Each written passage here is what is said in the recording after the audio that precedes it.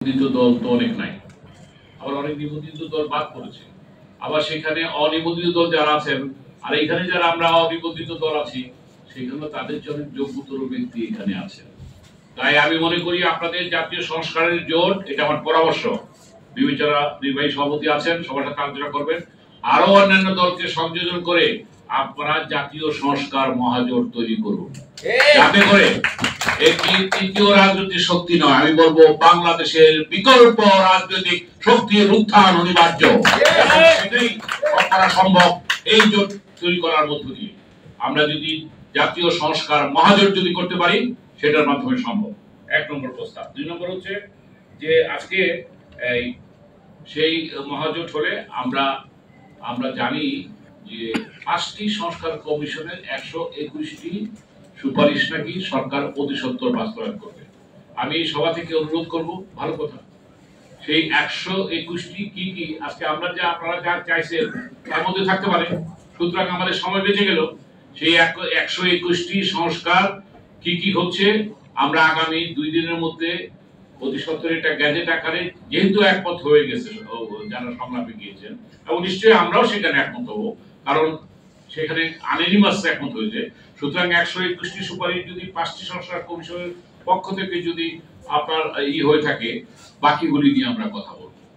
এবং এটাও সত্যি কথা যে কিছু আছে গ্যাজেটের মাধ্যমে, অর্ডিন্যান্সের মাধ্যমে ইমিডিয়েট আপনার এগুলি বাস্তবায়ন করা সম্ভব, কিছু আছে আপনাকে পার্লামেন্টে গিয়ে সংখ্যাগরিষ্ঠতার মাধ্যমে সেটাকে করতে হবে। সংবিধানকে যদি আমরা সংস্কার করি, অথবা গণভোটের মাধ্যমে, অথবা গণপরিষদ নির্বাচনের মাধ্যমে।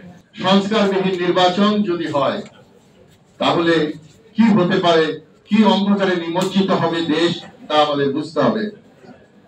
তাই আমরা মনে করি সংস্কারবিহীন নির্বাচন গণতন্ত্রের নির্বাচন, সংস্কারবিহীন নির্বাচন স্বৈরতন্ত্রের পুনর্বাসন। অতএব আমরা মনে করি সংস্কারপন্থী সকল রাজনৈতিক দল, সামাজিক প্রতিষ্ঠান, সাংস্কৃতিক সংগঠন ও ব্যক্তিগণকে একই ছাতার নিচে একত্রিত করে সংস্কার তথা সুপরিকল্পিত নির্বাচনের জন্য প্রয়োজনীয় সংস্কার নিশ্চিত করে নতুন রাজনৈতিক বন্দোবস্তের মাধ্যমে নতুন বাংলাদেশ বিনির্মাণে অগ্রণী ভূমিকা রাখার এখনই সময়। আরেকটি জোট তৈরি করে আগামী দিন জনগণের আশা-আকাঙ্ক্ষার প্রতিফলন ঘটাতে পারি, তাহলে আমি মনে করি আগামী দিন কোনোভাবে স্বৈরাচার পতিত হবে না।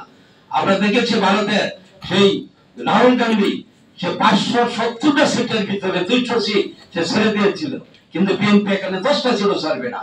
কাজে আমি আজকে তাদেরকে 6টা সিট ছেড়ে দিয়েছে, তার এলাকায় যেতে পারতেছে না। এই কারণে পারতেছে না কারণ এখানে একটা রাজনীতি প্রতিষ্ঠা করতে হবে, একটা মডেল তৈরি করতে হবে, যেটা করতে পারে নাই। কাজেই যারা ভাবছেন যে আমরা বিএনপির সাথে গিয়ে আমরা এমপি হয়ে যাব, মোটেই না। ওখানে একটি দামি ক্যান্ডিডেট দিয়ে আপনাদেরকে ফেল করে দিবে। কাজেই উচিত আজকে ইসলামিক দল সমূহ মিলে আমরা কিভাবে একটি তৃতীয় ধারা সৃষ্টি করতে পারি, তাহলে আগামী দিন এখানে সবাই এমপি হবে, মন্ত্রী হবে। আজকে ইসলামিক দল সমূহকে বৃহত্তর দলগুলো, বিশেষ করে আওয়ামী লীগ, বিএনপি কিছুই দেয় নাই, তাদেরকে সিট পর্যন্ত দেয় না, এমপি মন্ত্রিত্ব দেয় না। আজকে সময় এসেছে, সুযোগ এসেছে, কিভাবে আমরা তৃতীয় ধারা তৈরি করে আগামী দিন এই জাতির আশা-আকাঙ্ক্ষা পূরণ করতে পারি, এটা আমি মনে করি যে জুলাই সনদের প্রথম শর্ত উচিত।